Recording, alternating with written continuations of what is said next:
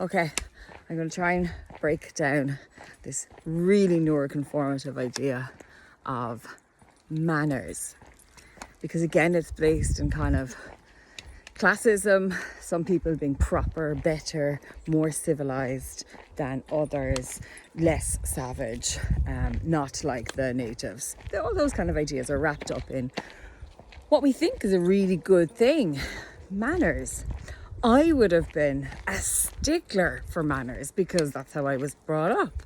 You know, always say please and thank you. Always, you know, don't put your elbows on the table. You know, cover your mouth when you're yawning. That's rude. Blah, blah, blah. All of the stuff.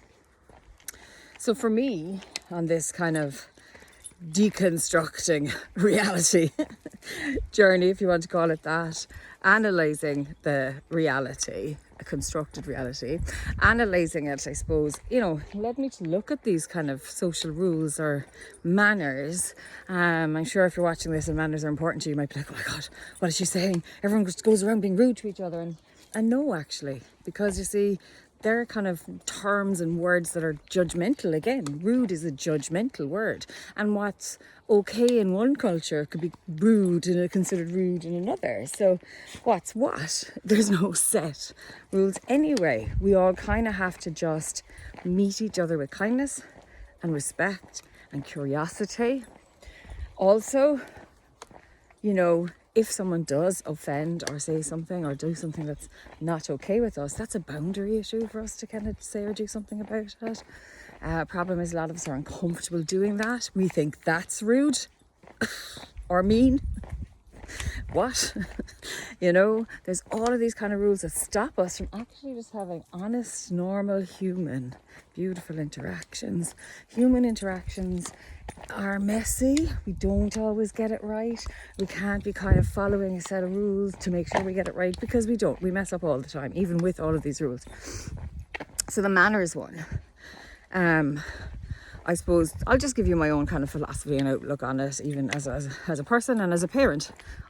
Would give my child is 12, I would have given her very little social guidance, you know, kind of just let her figure a lot of the stuff out herself. Whereas I suppose when we were growing up, it would have been like, do this, don't that. When you meet someone, when the visitors arrive, here's what you do. Oh, this list of stuff. So it's very hard to be yourself and be confident trying to follow all these rules. But I do believe in showing gratitude to ourselves, to each other, to the universe, to everything around us.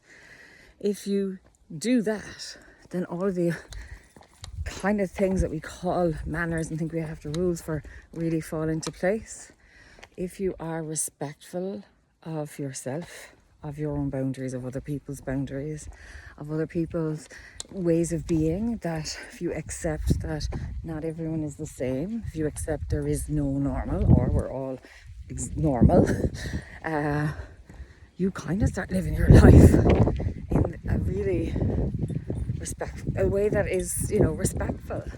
And that's real. Sorry, there's just neighbours' dogs out now, and come on, Georgie, and my doggy is now running away from them.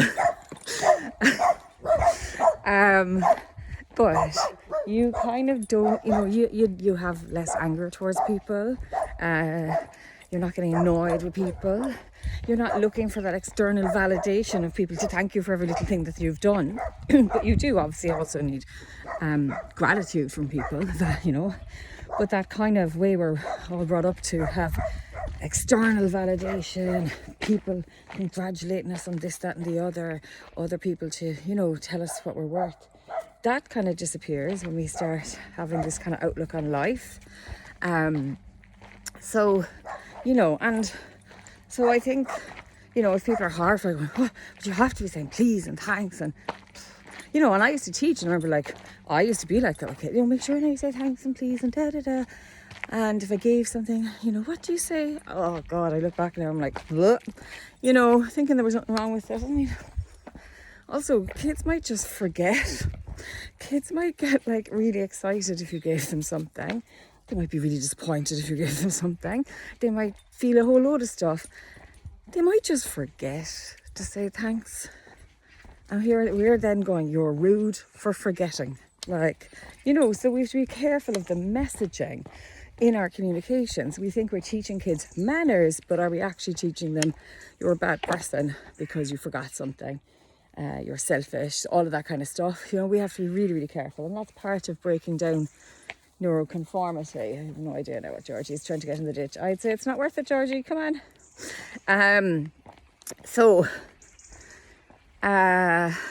you know, this idea, yeah, don't put your elbows on the table. Like, I actually am really comfortable putting my elbows on the table. There's Georgie, look. There he is. It's a comfortable thing. Right? Why would I be uncomfortable just to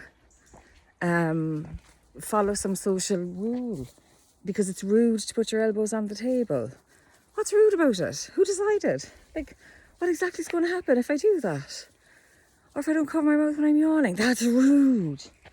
I'm not talking about like going around breathing on people, but if I'm just having a little yawn, it's someone's over there, like, why, you know, again. And I think someone told me this, I don't know how true it is, and but it was like an old wives' tale again, or kind of whatever, that you have to cover your mouth so demons won't enter.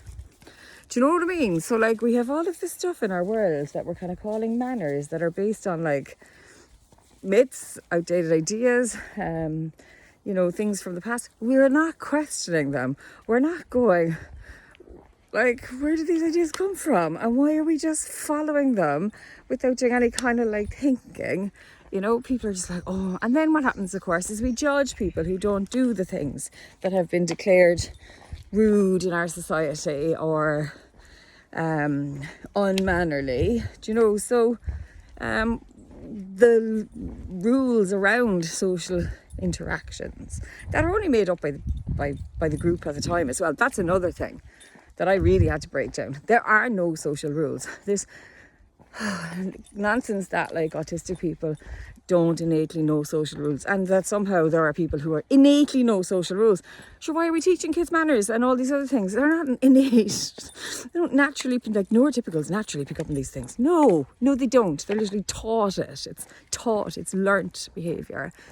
It's conditioning. So, you know, these things can change. They're not fixed, which is another reason why we shouldn't be teaching like autistic kids social skills and things like that.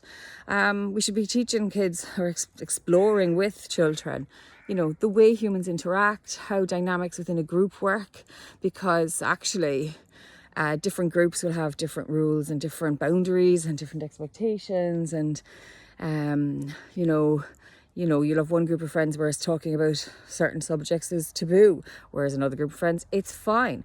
So the group kind of decide the rules, and that's usually kind of decided by maybe in the hierarchy and all of that kind of stuff. So there's a lot more to it. I'm going to stop now because there's a car coming. Hope you found it helpful.